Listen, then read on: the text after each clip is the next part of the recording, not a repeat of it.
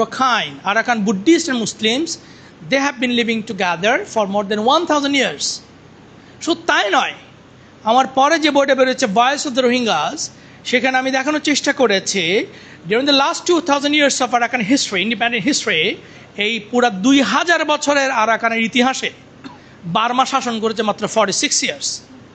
From 1406 to 1403, 1430, 1406 থেকে 1430, কত হলো 24 বছর। আর 40 বছর হচ্ছে আপনার বোদাপায়া যখন দখল করে 1784 থেকে ব্রিটিশ পর্যন্ত দখল করে, যেটা আমরা বলি 1824, এই 40 years। আর হচ্ছে ওখানে হচ্ছে 24 বছর, কত হলো 66 বছর। 2000 বছরের ইন্ডিপেন্ডেন্ট আরাকানের হিস্ট্রিতে বার্মা আরাকান শাসন করেছে মাত্র 64 বছর। That's the history. In a non history, it's a public domain. আবার আইডেন্টিটির কথা বলছেন, আইডেন্টিটি কাকে বলে? 2007 সালে মানে জেনারেল অ্যাসেম্বলিতে ইউএনের সেপ্টেম্বরের 17 তারিখ আমি সেখানে ছিলাম, আমি চিটাং হিল ট্রাক্স আদিবাসীদের জন্য, যাই হোক, সেখানে মানে declaration of rights of indigenous পিপলের কারা আদিবাসী বা এথনিক কমিউনিটি হিসাবে ডিটারমিন হবে সেখানে ডেফিনেশন দেওয়া আছে। আনফর্চুনেটলি বাংলাদেশ সেটাতে রিটেইন করেছে, সাইন করা নেই। বাংলাদেশ সাইন করার দরকার না, মিয়ানমার তো সাইন করেছে, রাইট? এবং সেখানে লেখা আছে ইন্ডিজিনাস ল্যান্ড অফ, আমরা যে কথাগুলো আসছে এই শব্দগুলো, যেমন উনি এখানে জন্ম নিয়েছে 30 বছর ধরে, এগুলো কিন্তু একাডেমিক ডিসকাশনে আমরা বলি। আমরা যদি মাদারল্যান্ড বলি, আমরা বলি land of birth, owner motherland হচ্ছে মিয়ানমার, ল্যান্ড অফ বার্থ হচ্ছে বাংলাদেশ। সুতরাং মাদারল্যান্ড, বার্থল্যান্ড, এগুলো কিন্তু খুবই টেকনিক্যালি, আমাদের একটা বই আছে ইউনিভার্সিটি অফ পেনসিলভেনিয়া প্রেস থেকে ছাপা হয়েছে, 2015 সালে ছাপা হয়েছে। বইটার নাম হচ্ছে citizenship as a slippery concept. Citizenship একটা স্লিপারি কনসেপ্ট, স্টেট তার নিজের মতো করে সিটিজেনশিপ ল ডেভেলপ করেছে। আর আমার যে বইটা অক্সফোর্ড থেকে পাবলিশ হয়েছে, আমি আর্গুমেন্ট করেছি যে পৃথিবীতে রাষ্ট্র আসছে, অনেক মানুষ আগে আসছে, মানুষ আসছে, মানুষের পরে রাষ্ট্র আসছে। রাষ্ট্র এসে কী করেছে? রাষ্ট্র এসে মানুষকে একটা লিগ্যাল অবজেক্টে পরিণত করেছে, পাসপোর্ট দিয়েছে, ভিসা দিয়েছে, বর্ডার দিয়েছে, এগুলো হচ্ছে কে করেছে? রাষ্ট্র এসে করেছে। তাহলে মানুষ আর রাষ্ট্র আগে, মানুষ আসছে। সো আমরা যেটা করছি, state emerge in the human history and rendered people are legal object, disregarding human subjectivity. That's the point. সুতরাং আপনার এটা চিন্তা করার কোনো কারণ নাই, আইডেন্টিটি নিয়ে কোনো, এবং গ্লোবাল লেভেলে এগুলো নিয়ে এই সব ন্যারেটিভসগুলো এনকাউন্টার করে প্রচুর লোক দাঁড়ায় গেছে। এখন ইয়াং ছেলেপেলেরা ক্যাম্প থেকে এনকাউন্টার করতেছে। সুতরাং আমি আইডেন্টিটির কথাটা এই জন্য বললাম যে নো ওয়ারি। আমি আপনাকে একটু কারেকশন দিচ্ছি যে 2টা রিপার্টিশন হয়েছে, যেটা 1978 যেটা হয়েছে সেটা ছিল বাংলাদেশ মিয়ানমারের বায়োল্যাটারাল, কিন্তু 1992 থেকে 2005 পর্যন্ত যে রিপার্টিশন হচ্ছে এটা হচ্ছে কিন্তু ইউএন ইনভলভ ছিল। সুতরাং এটা এখন আমরা আসি, আমি ওই অনেকগুলো ইস্যু আছে, যেহেতু অনেক সময় হয়ে গেছে, আমি জাস্ট কিছু মানে ফান্ডামেন্টাল পয়েন্ট বলছি। এখানে যে জিনিসটা আমি বললাম যে আমরা যে সাবজেক্টিভিটি, পজিশনালিটির কথা বলি, তখন আমরা যে জিনিসগুলোকে আসলে মাথায় রাখি সেটা হচ্ছে আমরা আমার নিজের জায়গা থেকে পজিশন করি। যেমন হোস্ট কমিউনিটির জায়গা থেকে ওনারা চিন্তা করছে, যেমন Marcel when he was giving his talk, he just raised a very serious questions that actually disturbed me a little bit. তো যেটা বলছিলাম, উনি বলছে যে সমস্যা, হোস্ট কমিউনিটির সমস্যা, এটা দেখার দায়িত্ব তো ইউএনএসসিআর না। Of course UNSCR, is because host community মানে যখন হোস্ট করে তার একটা কস্ট আছে। এবং সারা পৃথিবীতে আমি পৃথিবীর প্রায় 4টা কিলিং গ্রাউন্ড ভিজিট করেছি। অনেকে জানে যে ও আমার মাঝে মাঝে বলে আপনি তাহলে প্লেনের উপরে থাকেন। পৃথিবীর প্রায় আমার এরকম 40টা রিফিউজি ক্যাম্প ভিজিট করার অভিজ্ঞতা আছে। এবং হোস্ট যখনই কোনো আসে, যেমন ধরেন আমি বলি ফিগারটা এগুলো আমার যেহেতু আমরা রিসার্চে কাজ করে আমাদের দাড়ি কমা মুখস্থ, 2017 সাল থেকে 2025 সাল পর্যন্ত বাংলাদেশে ঢুকেছে $5.42 বিলিয়ন। এত এক্সাক্ট ফিগার, আপনি নেটে সার্চ করে এখনই পাবেন। এই টাকাটা তো বাংলাদেশে ঢুকছে না, আপনাকে দিচ্ছে, আমাকে দিচ্ছে, ওদেরকে দিচ্ছে, ও টাকাকে চাপা যাবে খাই ফেলতেছে। দোকান থেকে তো কিনতেছে, তো লুঙ্গি কিনতেছে, মুড়ি কিনতেছে না, তো টাকাটা ঢুকছে তো, রাইট? $5.42 বিলিয়ন। আমরা জানি বাংলাদেশ সরকারের কস্ট কি। এই যে সরকারের লোক এখানে আছে, সরকার তো বলে না। আমরা যে একাডেমিক্স, আমাদের কারো ভিতরে মানে আমরা ওই ফ্যাক্টস নিয়ে কথা বলি। বাংলাদেশ সরকারের প্রতি বছর প্রায় 3000 কোটি টাকা রোহিঙ্গাদের জন্য ব্যয় হয়। 3,000 কোটি টাকা কিন্তু কম না, এটা কিন্তু জনগণের ট্যাক্সের টাকায় আসে। সেটা কীভাবে ব্যয় হয়? বাংলাদেশ সরকারের 7টা সেক্টর আছে যেখানে ইনভেস্ট করতে হয়। এর যেমন অ্যাডমিনিস্ট্রেশন, তারপর হচ্ছে নিরাপত্তা, তারপর হচ্ছে যে সিকিউরিটির যে কাজ, তারপর হচ্ছে অবকাঠামোর কাজ কিন্তু বাংলাদেশ সরকারকে ব্যয় করতে হয়, তারপর হচ্ছে পরিবেশ, মানে এগুলো এরকম 7টা সেক্টর আছে। সব কিছু মিলে হিসাব করে দেখা যায় প্রতি বছর প্রায়, আপনি নেটে সার্চ করে দেখবেন, ওয়েবসাইটে দেখবেন কয়েক হাজার কোটি টাকা ব্যয় হয়ে লেখা আছে, কিন্তু ফিগারটা বলে না। এম.এ. মোমেন ছিলেন বাংলাদেশের এক্স ফরেন মিনিস্টার, উনি কিন্তু বলে দিয়েছিলেন প্রায় 3,000 কোটি। সুতরাং যেইটা ইম্পর্ট্যান্ট সেটা হচ্ছে রোহিঙ্গাদেরকে আমরা এটা একাডেমিক ভাষায় বলি ব্লেমিং দ্য ভিকটিমস। আমরা একটা ভিকটিমসের জায়গায় তৈরি করি। আমার একটু আগে যখন এটা ইন্টারভিউ নিচ্ছিল ওই টেলিভিশনে আমাকে বলছিল যে ওরা যে সব সন্ত্রাসী কর্মকাণ্ড করছে, এখানে আরও অনেকে বলছেন। মনে রাখতে হবে, যখন 1.5 মিলিয়ন পিপল, যেমন সংখ্যা কত কেউ জানে না। ইউএনএইচসিআরের গতকালকের স্ট্যাটিস্টিক্স হচ্ছে মোর দেন 1.2 মিলিয়ন, 12 লক্ষের উপরে, মোর দেন 1, রাইট? আমি আপনাদের পরিসংখ্যান দিই, আমাদের কাছে পিওর ডেটা আছে, এটা রিসার্চের ডেটা।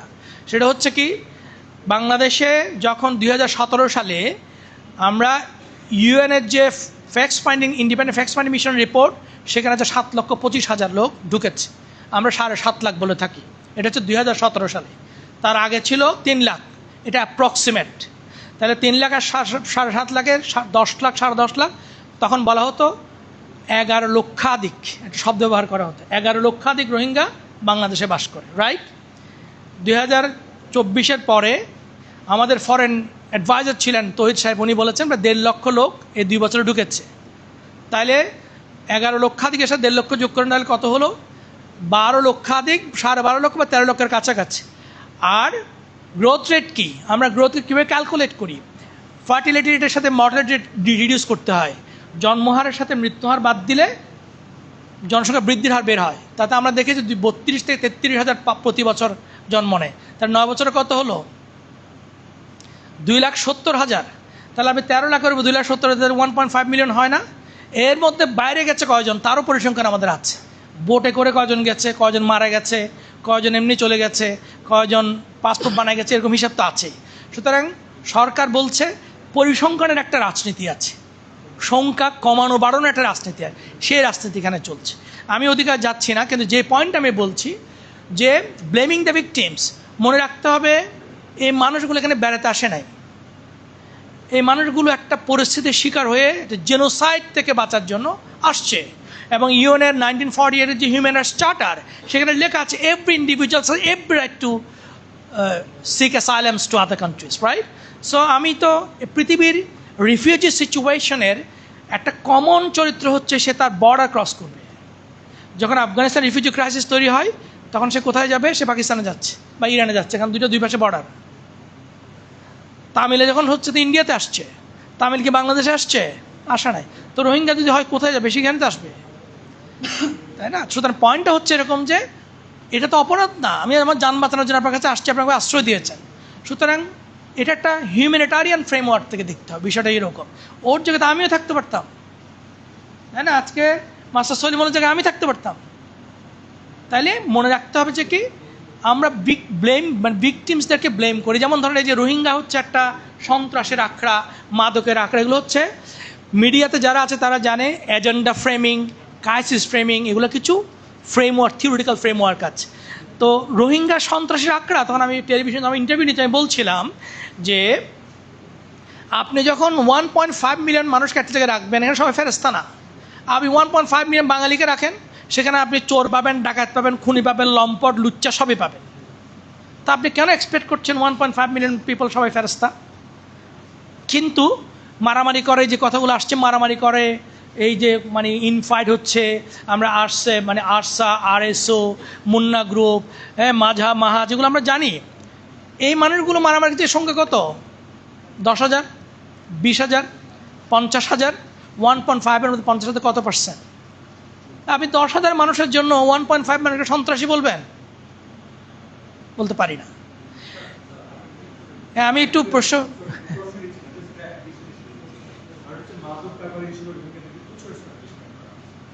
বললাম তো, মিডিয়ারা তোমরা ফ্রেম করো আর কি।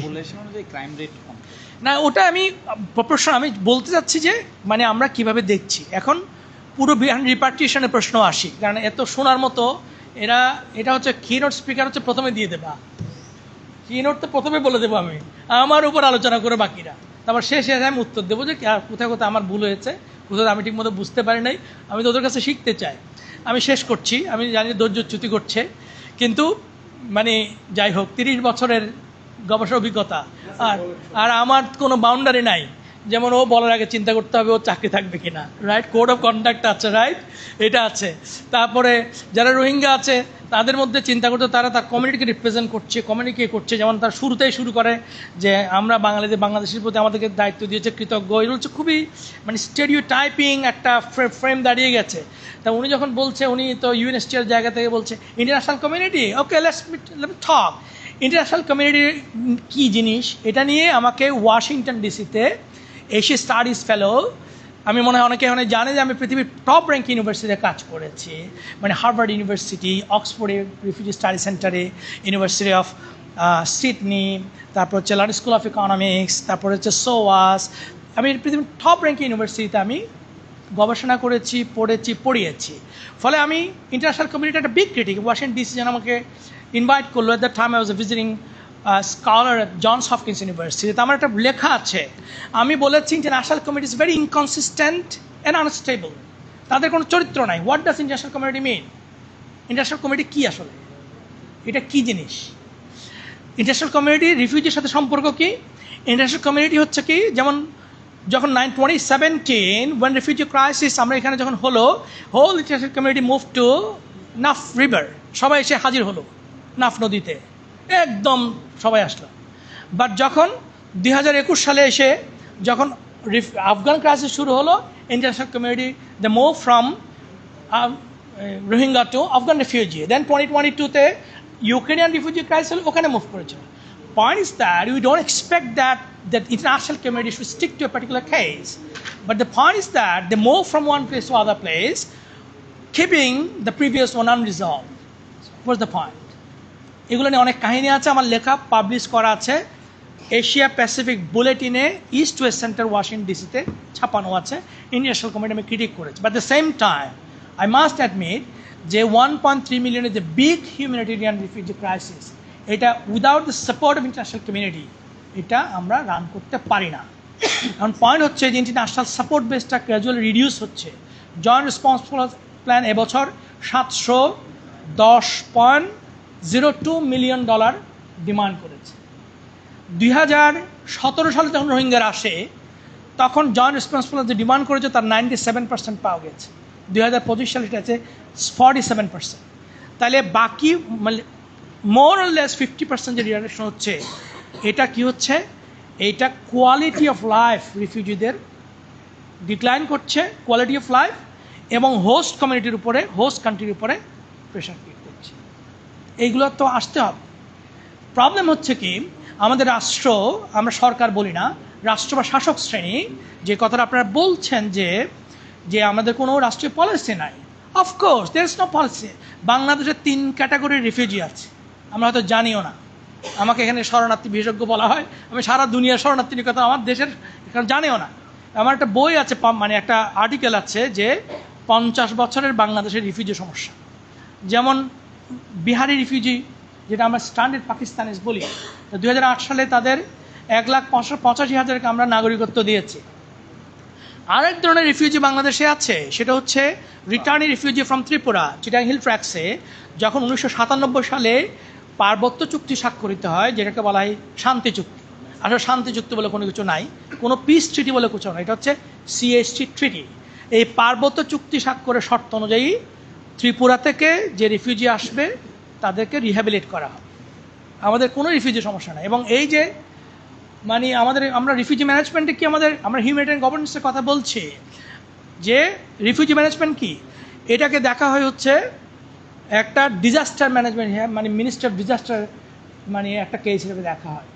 আবার এদেরকে দেখা হচ্ছে জনপ্রশাসন মন্ত্রণালয়ে, সিকিউরিটি দেখা হচ্ছে স্বরাষ্ট্র মন্ত্রণালয়।